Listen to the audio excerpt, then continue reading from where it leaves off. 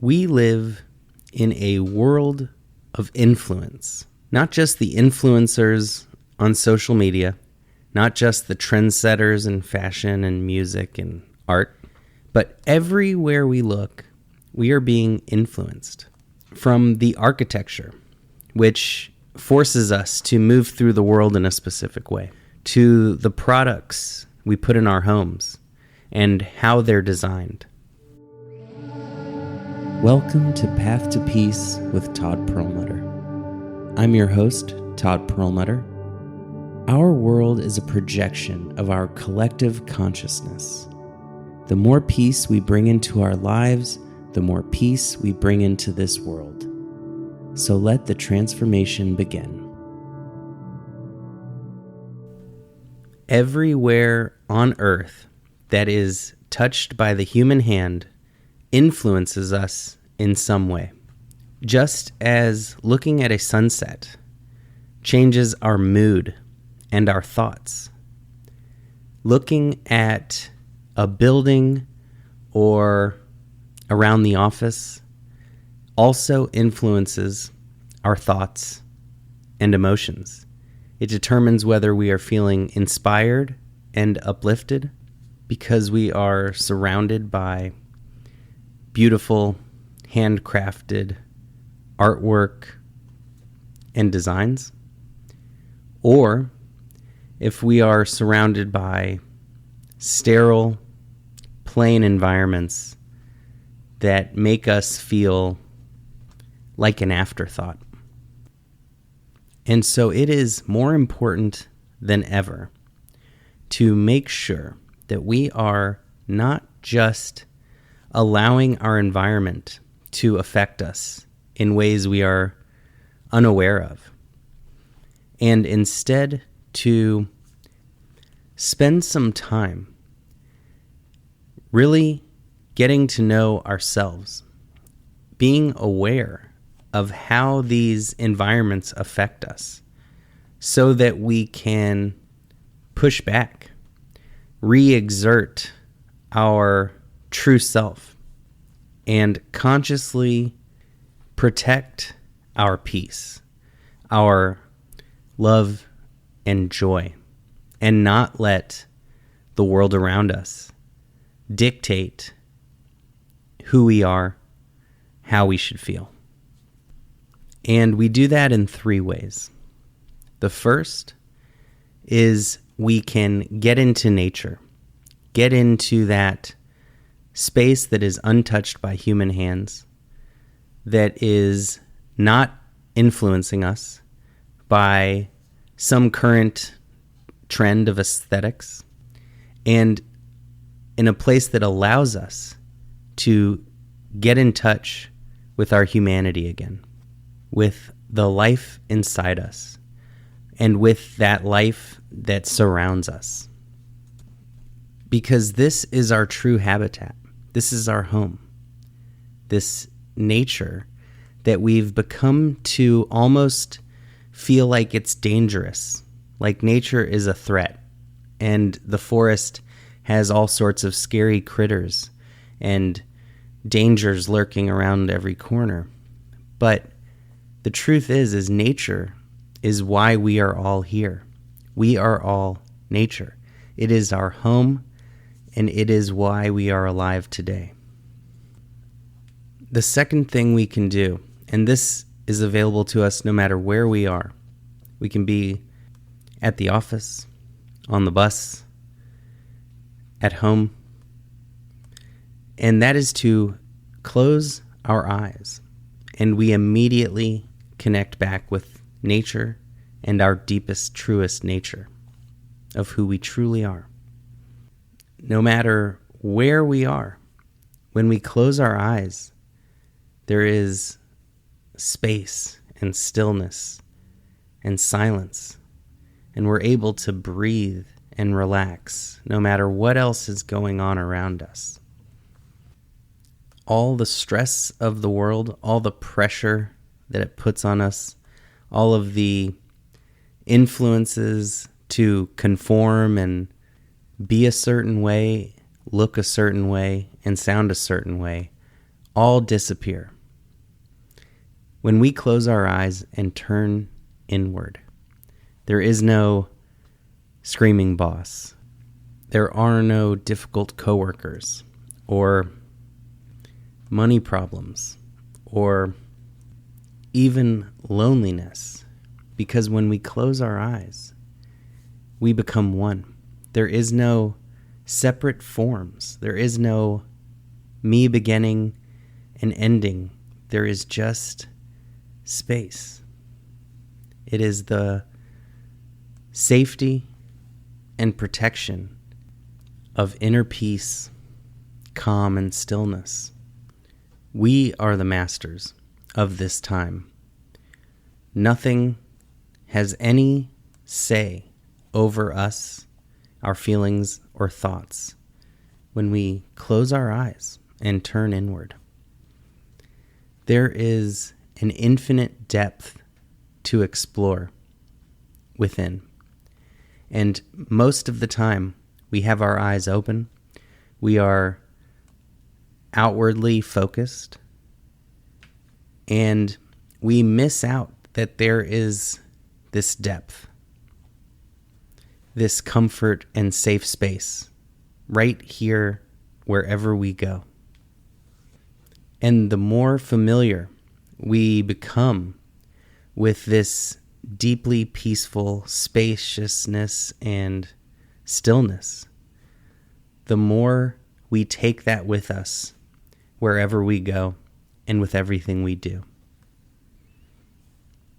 The third thing that we need to do when we are bombarded with these influences from around us, often negative, often fear-based, often preying on our base impulses and desires, is to maintain a steady presence and awareness of ourselves, of our breathing, of how things affect us, so that we can deepen our breath, calm our breath, relax our muscles, notice those stress-based thoughts, so that we can just bring some more peacefulness to wherever that tension is arising, so that we don't let it become a full-blown panic attack or turn into a downward spiral of negative thoughts and emotions. And so we simply maintain this relaxed awareness, this alert and vigilant presence, alert and vigilant to maintaining peace and relaxation. This is that middle path where we stay relaxed without becoming lethargic or lazy. We stay alert without getting tense or on edge. And this is how we are able to do what needs to be done without accumulating stress, while we still enjoy every step of the journey. And in this modern day world of influence, it's even more important that we find that balance and walk that middle path. This is how we both live in alignment to what is true for ourselves, and how we can still honor and respect those demands of society without giving up who we truly are, without sacrificing what matters most to us. So often, people in our lives who we love dearly have demands and expectations that they put on us. And being sensitive, caring people, we want to please them. We want to make them happy. But we all have one life. We all have choices. And while some people will choose to put their demands on others, that's their choice. And we have the choice to not do the same. And we have the choice to listen to our heart. And if we find that middle path and we find that balance, we will receive advice. We will give advice. And we will know what the right course of action is. Sometimes it will be to listen to that advice. And sometimes it will be to recognize that someone else is saying what they would do and not taking into account what is right for us and who we truly are.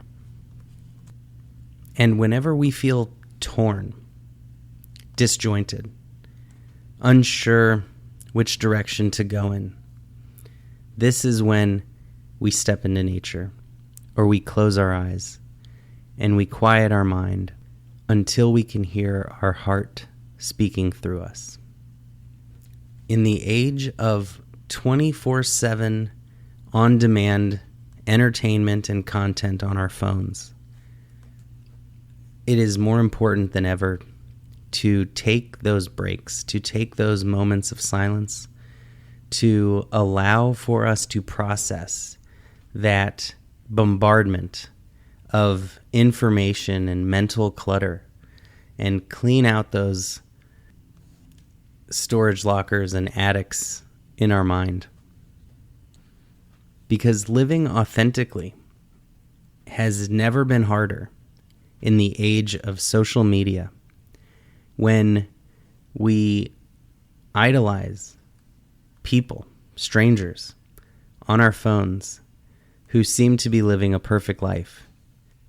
And yet not only do they suffer because their true self is not in alignment with their digital self or digital ego, because they are putting on this show for us of having a perfect life, but they also make their followers suffer, because now we are comparing to this photoshopped filter lifestyle where they may just have one good angle in their apartment to shoot their videos, but the rest of it is very messy. And I've seen an article in the news of a lifestyle influencer who her landlord posted photos of her apartment to show the world how she is not living like she claims to be living, and she was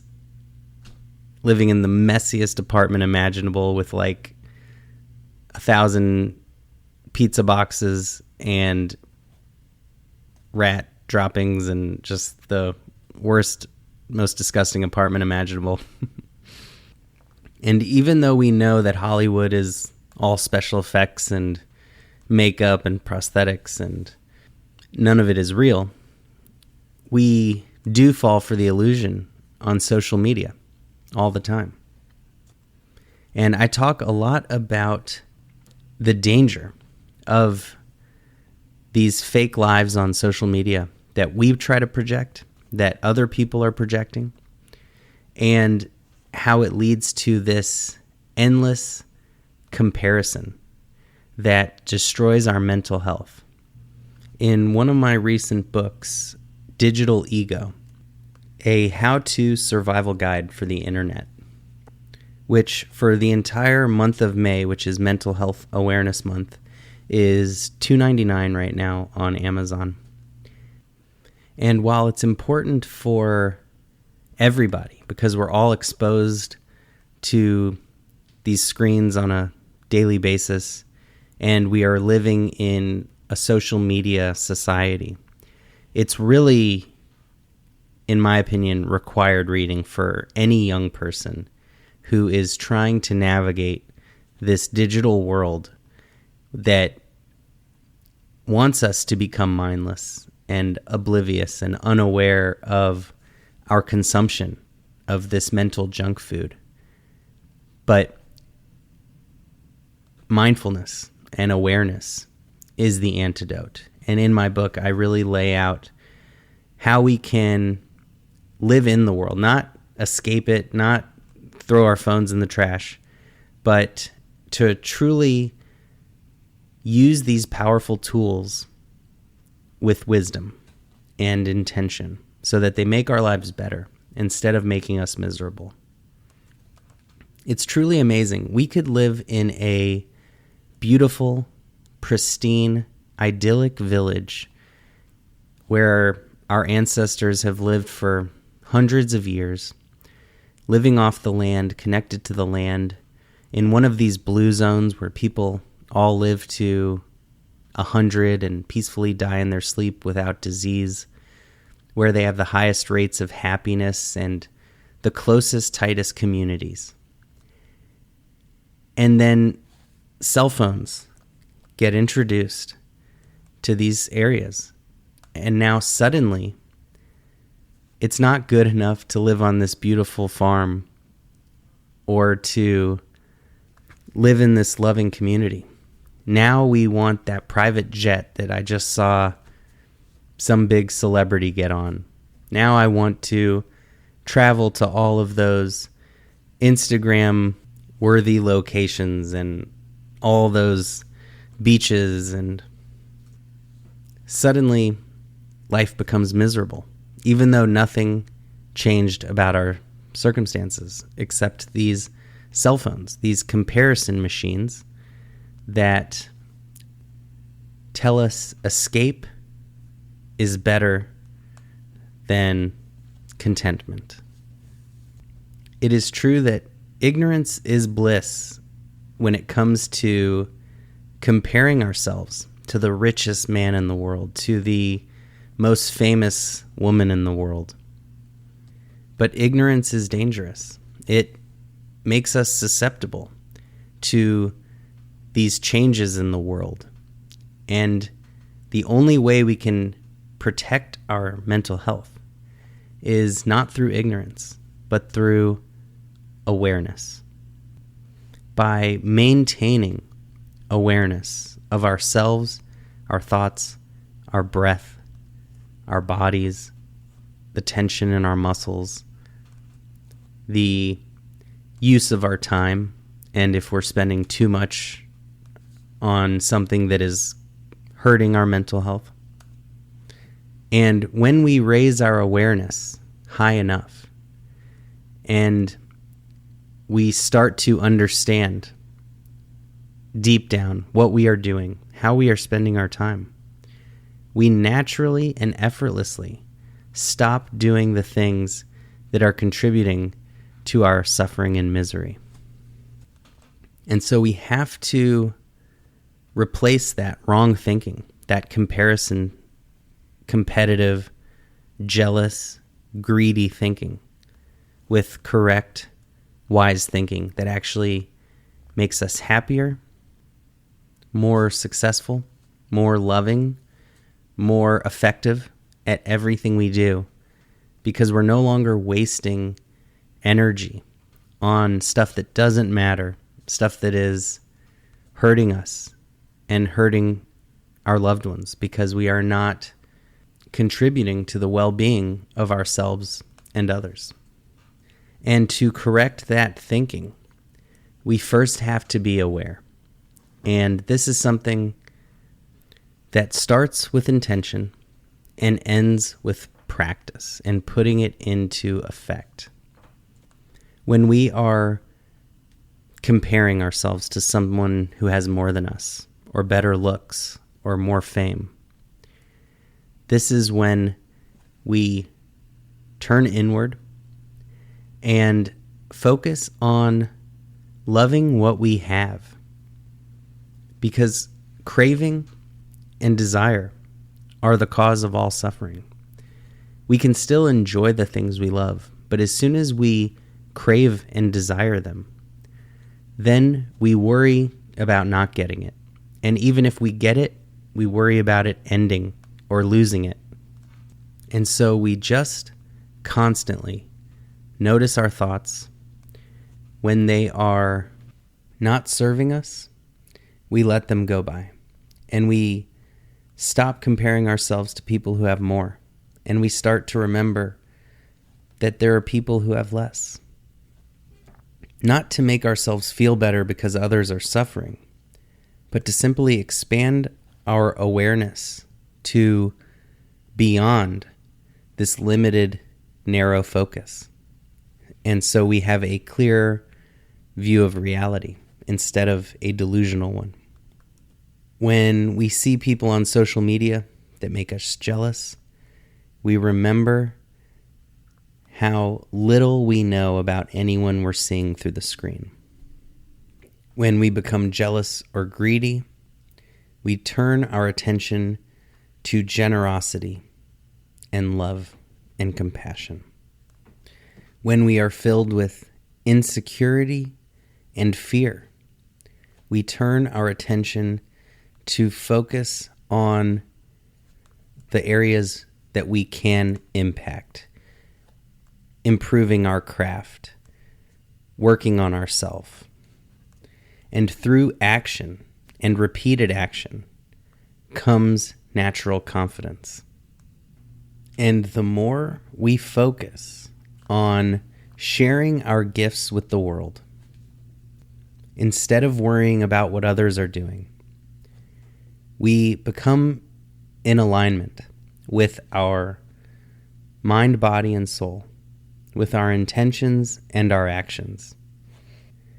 And like a knot being undone, that stress and tension just releases from the body. And the more we stay true to ourselves, the less competition we have, the less there is to compare to, because there is only one you. And once we break free from living like the world wants us to, and start living for ourselves, not out of selfishness, but out of compassion for ourselves and for others. For others, because this world will look so much more wonderful when everyone is following their heart from a place of compassion. Then all insecurity falls away. All longing and craving falls away, because we are finally living true to ourselves, to our calling, to our values, and allowing the universe to align to us. And there is nothing more attractive or magnetic than a person who is true to themselves. But fair warning, people may start to compare themselves to you and feel bad about themselves, but you will be that shining light to steer them towards their true self as well. Much love. You have been listening to Path to Peace with Todd Perlmutter. Being here and putting in this important and noble work is one of the greatest gifts you can give yourself and others. If you found this podcast even a little helpful, please make sure to leave a review so it can reach others who may be in need. And remember, the path to peace starts with a single step.